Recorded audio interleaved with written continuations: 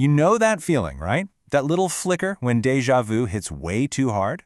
Or you look up at the stars, and it all just seems a little too perfectly arranged to be an accident. Well, we're about to go deep down that rabbit hole. We're going to explore one of the most mind-bending ideas out there, the theory that none of this is real. We're talking about the biggest clues that suggest we might just be living inside a massive, complex simulation. So let's just jump right in with the big one. What if all of it, the coffee you're drinking, the memories you cherish, the very thoughts in your head, are all just incredibly sophisticated lines of code? This isn't just a random late-night thought anymore. It's a question that gets at a feeling a lot of us have had at some point, that something about reality is just a little bit off. And look, this isn't some new idea cooked up by Hollywood. The feeling that we're living in a constructed world goes back centuries. I mean, we're talking about Plato and his prisoners in the cave, thinking shadows were the real world. But here's the wild part. Today, it's not just philosophers debating this. Physicists, the people who study the very fabric of reality, are taking it very, very seriously. Okay, first up, let's get into the core philosophical argument that dragged this whole idea out of science fiction and into serious academic debate. So, back in 2003, a philosopher named Nick Bostrom drops this bombshell of a thought experiment. It's called the simulation argument, and it's not a proof so much as a brilliant logic puzzle, a trilemma actually, that kind of backs us into a corner, forcing us to consider some really uncomfortable truths about who and what we might be. So here's the deal. Bostrom says one of these three things must be true. There's no fourth option. So, option one, we're doomed. Humanity wipes itself out before we ever get technologically advanced enough to create these super realistic simulations. Option two, we get that advanced, but we just don't do it. Maybe it's unethical, maybe it's boring, who knows? But no advanced civilization ever runs these ancestor simulations. Or option three, they do run them. And if they do, they'll run millions, maybe billions of them. And this quote just nails the point. It's all about probability. If it's possible to create these simulations and future civilizations decide to do it, then there will eventually be billions of simulated worlds for every one base reality. So you just got to ask yourself, statistically speaking, which one are you more likely to be in? The one single original reality or one of the billions of copies? All right, so that's the philosophical angle. It's a mind bender. But let's move into the physical world. I mean, if we're living inside a computer program, shouldn't we be able to find some evidence? Some glitches in the matrix?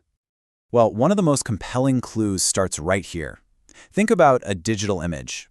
If you zoom in far, far enough, you see pixels, right? It's not perfectly smooth. The idea is, what if space-time itself is the same way? What if it's not continuous, but actually made up of tiny, indivisible units? And here's the crazy part. Physics actually has a candidate for this universal pixel. It's called the Planck length. It is the absolute smallest meaningful unit of distance. Nothing can be smaller.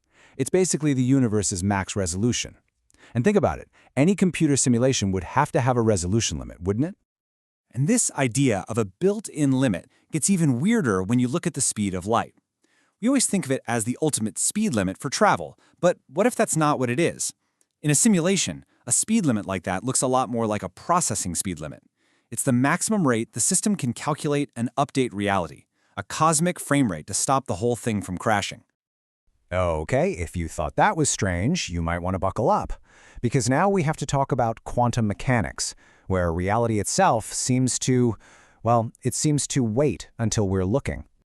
The famous double-slit experiment is the perfect example. It's truly bizarre. When you're not observing a particle, it acts like a wave of pure possibility. It literally goes through both slits at the same time. But the instant you set up a detector to see which slit it goes through, poof, it collapses and acts like a normal particle, picking just one path. It's almost as if reality doesn't bother to decide what to do until it's forced to.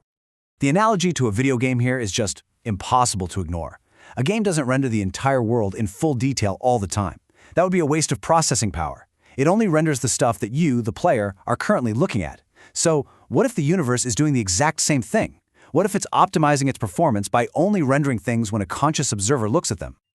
So, we've looked out at the vastness of the cosmos. Now, it's time to turn that lens inward. Because some of the most powerful and unsettling clues might be happening inside our own consciousness. This is a deeply uncomfortable question. In any video game, most of the characters are NPCs, non-player characters. They look real, they talk, they act like they have lives, but there's nobody home. It's all just a script. Now, in a simulated world, it's totally plausible that most of the people are just that, part of the program. They're the backdrop. And the truly terrifying question is, how could you ever tell? And even more terrifying, how could you prove to anyone else that you're not one? This ties right into what philosophers call the hard problem of consciousness. I mean, science is amazing at explaining how the brain works. We can see neurons fire when you see the color red. We can't, for the life of us, explain why you have the inner, subjective experience of redness. Why does it feel like something to be you? A computer can process data, but you feel pain. That inner world, that's the mystery. And simulation theory offers a really strange answer. Maybe that feeling, our consciousness, isn't some random biological fluke. Maybe it's the entire point of the simulation. And what about all those little personal glitches we experience? You know, the things that make you stop and go, wait a minute. Proponents of the theory point right to these.